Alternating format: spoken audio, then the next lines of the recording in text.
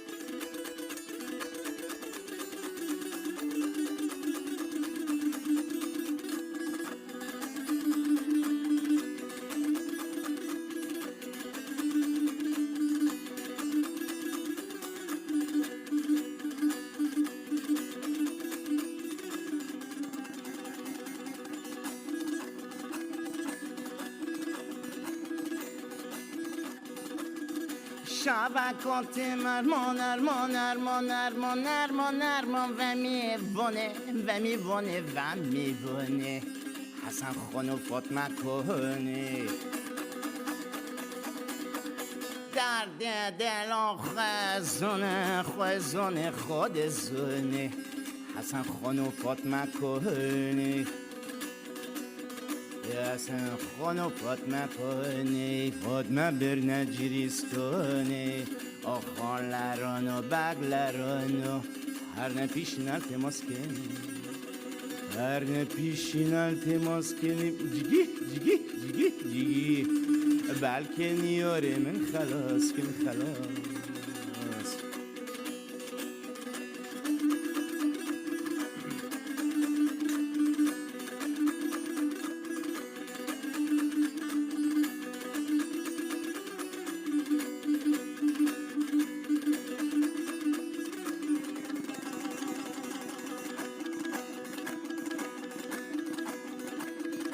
گچکوتر مانر مانر مانر مانر مانر پرزراوی پرزراوی پرزراوی پرزراوی حسن خانو فاطمه کنی قسمت بوه من هلگری من هلگری من هلگری من هلگری حسن خانو فاطمه کنی حسن خانو فاطمه کنی فاطمه برنجریستانی آخانلرانو بگلرانو هر نپیشین التماس کنی هر نپیشین التماس کنی جگی جگی جگی جگی بلکه نیاره من خلاص کن خلاص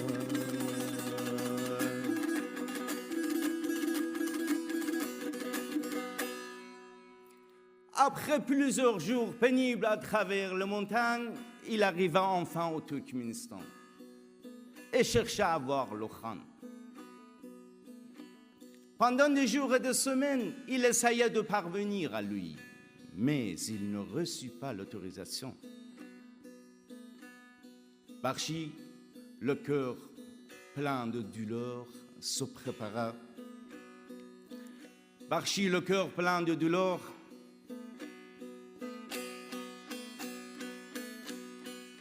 se jura de le faire savoir au Khan. Avec son instrument, il affronta les autres Bar turkmènes.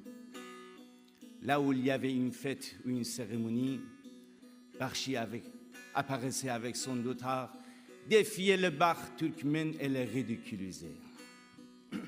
Au point que sa renommée circula parmi le peuple et parvient aux oreilles du Khan.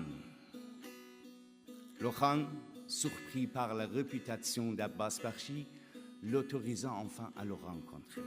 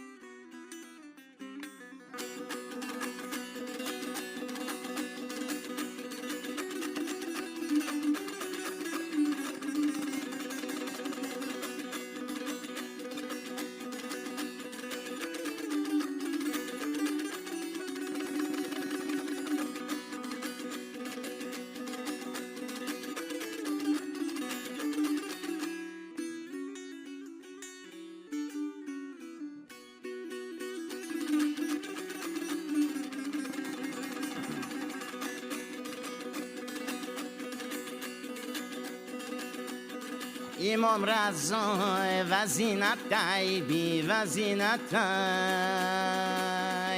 خانیه باشه بی چه خلوتای آخ سر لیکی زرگر لیلون جون نمزد بازی بی چه نمتای زر لمن زرگر لمن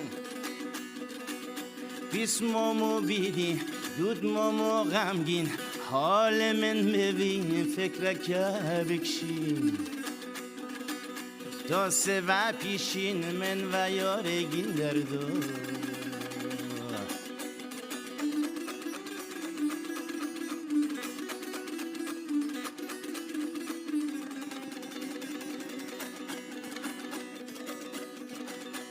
مدلتنای از بوجام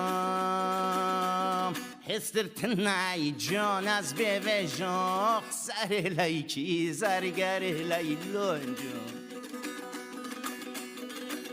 بیس مامو بیدی دود مامو غمگین حال من ببین فکر که بکشین تا سه و پیشین من و یارگین در دو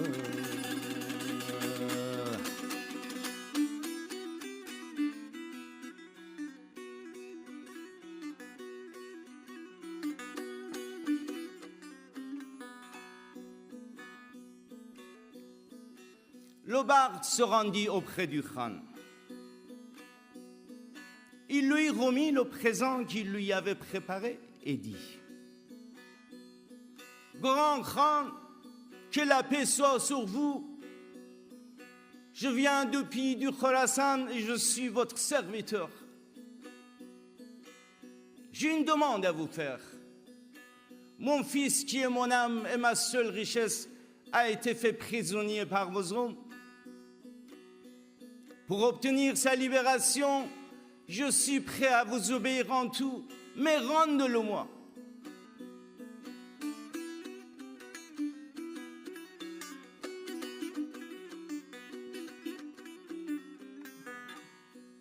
Le Khan dit: alors, c'est donc toi d'Abbas Barchi.